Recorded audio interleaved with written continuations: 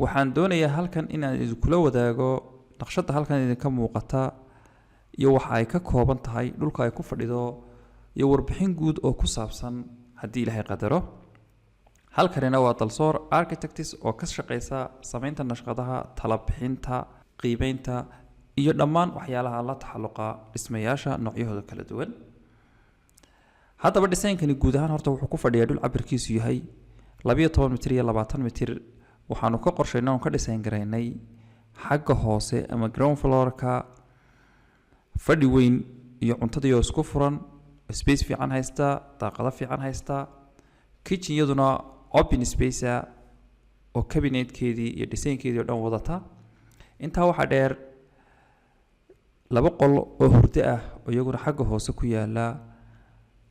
dhismahani waxa uu haystaa 3 wajahadood oo saddexdaba uu ku leeyahay views qurux badan.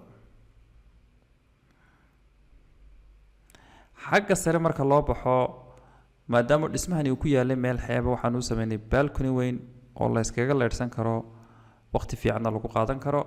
sidoo kale xagga sare waxaanu ka dhisayn garaynay 3 qol oo hurdo ah oo mid yahay qolkii masterka ee watay suuliga weyn iyo dressingkiisii iyo wixiisii oo dhan wata.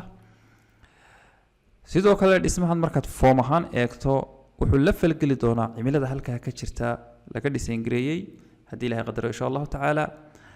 adiguna haddii aad u baahan tahay dhisayn qurux badan oo isla markaana daboolaya baahiyahaaga iyo waxaad adigu jeceshahay waxaan kugu soo dhaweynaynaa gacmo furan.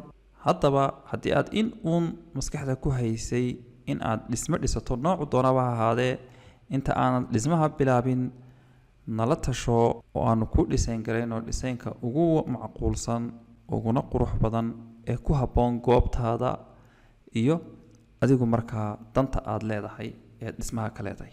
nagala soo xidhiidh lambarada shaashada ku qoran.